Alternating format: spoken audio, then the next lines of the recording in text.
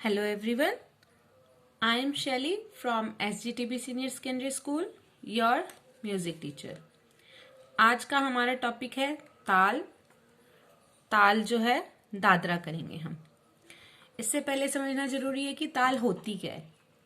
ताल बेटा वो चीज है जब आप गायन, वादन और नृत्य करते हो, उसमें जो समय लगता है उसको नापने के लिए जो चीज यूज होती है उसको बोलते हैं ताल।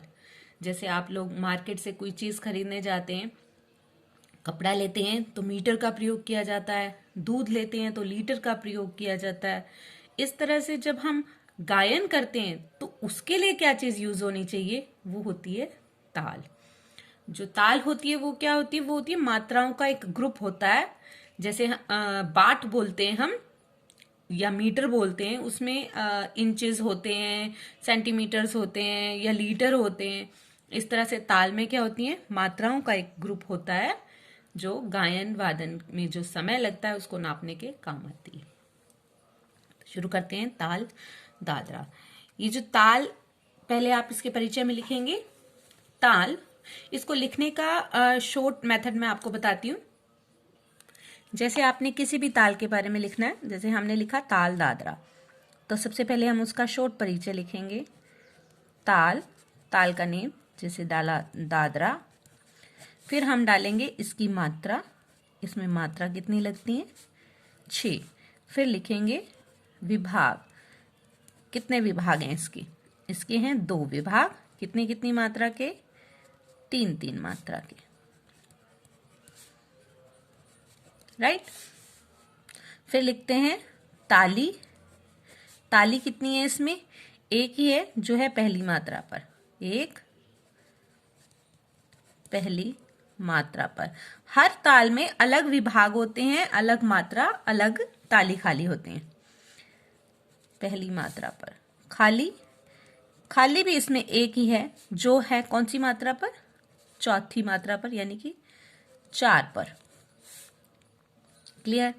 अब हम इसका टेबल बनाते हैं। टेबल बनाने के लिए सबसे पहले हमें क्या करना है, मात्राएं लिखनी है। जैसे 6 मात्रा बोलिए, 1 2 3 4 5 6 डाल दिया। हमें विभाग कितने बोले हैं, 2, ये 2 विभाग कर दिए। इसको बोलते हैं मात्रा। अब लिखेंगे बोल। बोल क्या है इसके, धा, धिन, न, धा, तिन, न। अब आते हैं, जैसे हमने यहाँ ताली और खाली लिखा है, ताली खाली क्या है, यहां लिखेंगे हम चिन्ह, जो इसके साइन है। ये हमेशा 1 के नीचे क्रॉस आएगा ही आएगा, जहां भी 1 देखेंगे आप क्रॉस लिखेंगे। लेकिन जब रूपक ताल करेंगे तो ध्यान से सुनना, जो रूपक ताल है वो थोड़ी सी डिफरेंट है, उसमें ताली और खाली दोनों एक साथ हैं, वो बताएंगे क्यों। अभी आपने सिर्फ इतना ध्यान रखना है, बाकी जितनी भी तालें करेंगे आप सिलेबस की, सब के नीचे क्रॉस यानी सम आएगा। खाली एक है, खाली के लिए साइन क्या होता है, 0। सम के लिए यानी कि ताली, जो पहली ताली होती है ताल की, उसको बोलते हैं सम।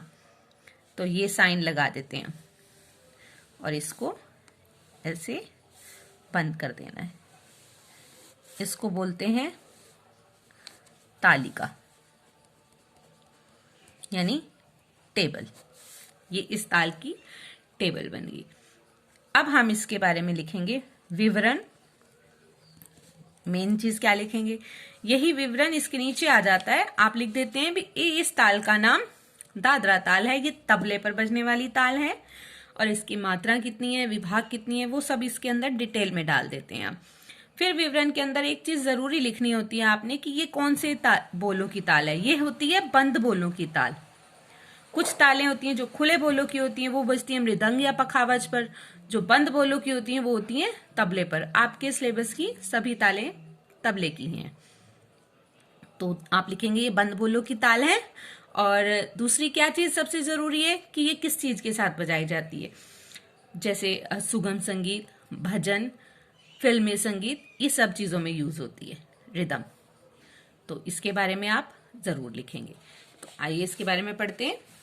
जैसे यहाँ लिखा है, इस ताल में विवरण में क्या लिखेंगे आप? 6 मात्राएं होती हैं, 3-3 मात्रा के 2 विभाग होते हैं। पहली मात्रा पर ताली, चौथी मात्रा पर खाली होता है। इसका प्रयोग भी सुगम संगीत, भजन, गजल, उपशास्त्रीय संगीत, उपशास्त्रीय मीन्स जो शास्त्रीय नहीं है उसमें क्या आ जाता है? फिल्मी संगीत, भजन, कीर्तन सब आ जाता है। तो दादरा शैली एक दादरा गायन भी है, उसके साथ भी दादरा ताल बजाई जाती है। ये इसको लिखने का तरीका हो गया। इसको बोलते हैं एक गुण या ठाह भी बोल देते हैं। अब आती है दुगुन। पेपर में आती है एक गुण बनाना, दुगुन बनाना, तिगुन या चौगुन। तो दुगुन बनानी पहले इजी होती है, दुगुन के बाद आपको तिगुन आ जाएगी। दुगुन में क्या होता है? पहले टेबल सेम बनाई, मात्रा सेम है, विभाग सेम है, ताली खाली सेम है। फर्क किसमें आता है? बोलों में।